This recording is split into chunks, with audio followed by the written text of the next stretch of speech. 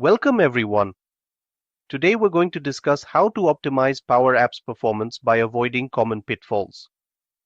As your app grows in complexity, you might face performance issues that slow it down, frustrate users, and increase support tickets. Understanding these challenges is key to developing fast, responsive, and scalable apps. Let's dive right in. Now, let's discuss the first issue. Too many controls on a single screen.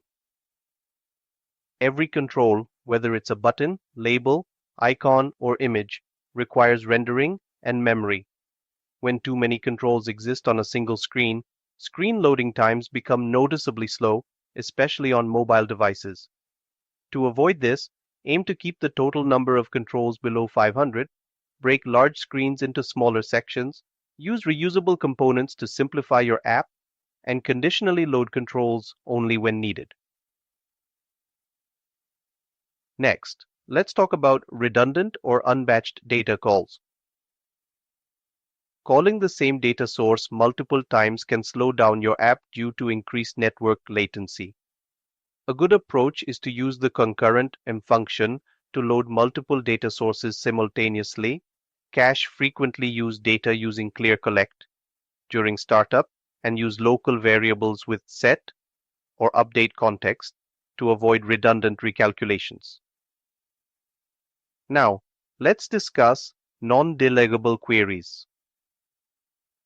When Power Apps cannot delegate queries to the data source, it retrieves a limited number of records and processes the rest locally. This leads to incomplete data and poor performance. To avoid this, always use delegable functions and data sources. Refrain from using functions like len, sum, search, or sort directly on data sources, and consider using server-side calculated columns or views. And moving on, let's talk about loading entire data sets without filtering. Fetching an entire list or table without filtering can slow down your app and cause delegation issues.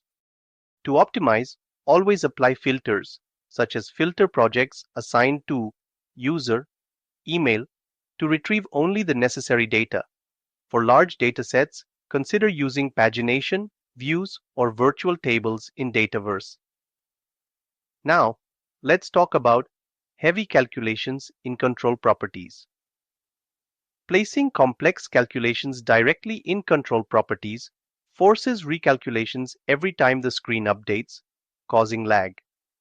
Instead, store computed values in variables using set or update context.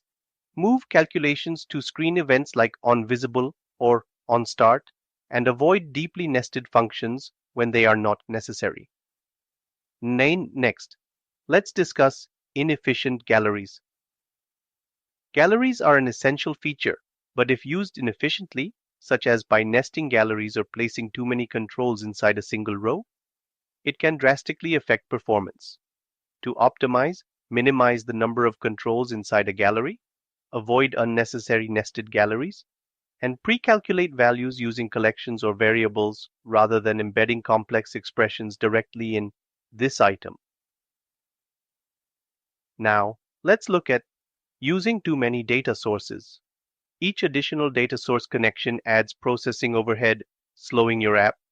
A better approach is to consolidate data into fewer sources where possible, avoid using Excel files stored in OneDrive due to their slow performance, and opt for structured storage solutions like Dataverse or SharePoint. And now, let's talk about the misuse of collections. Collections can be helpful, but they should be used wisely. Creating very large collections or frequently refreshing them consumes memory and increases load times. To avoid this, use clear collect only when necessary, avoid collecting entire datasets, and use collect or patch selectively to prevent redundant data duplication. Now, let's discuss excessive lookups and default 6.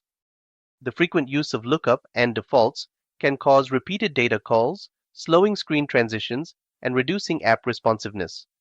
Instead, cache frequently accessed records in a variable when navigating, such as using navigate screen 1, gyros, selected item, this item, and prefer using patch, with known records instead of defaults. Load data during on-visible events and bind controls to variables instead of performing multiple lookups.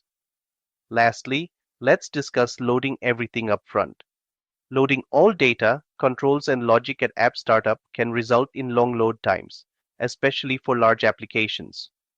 A better approach is to load only essential data at startup and then use onVisible or onSelect to conditionally load the rest. Implementing lazy loading ensures that screens and data load only when they are needed, leading to better performance. To summarize, a high-performing Power App is not just functional but also fast, scalable, and user-friendly.